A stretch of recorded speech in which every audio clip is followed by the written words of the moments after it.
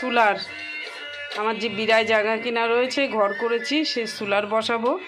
সেই সোলারটা এই যে সোলারের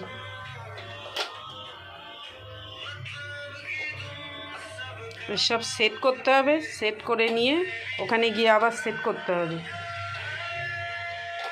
ঘরটা তো দেখিয়েছিলাম, এখন ওই লাগানোর সময়ও দেখাবো।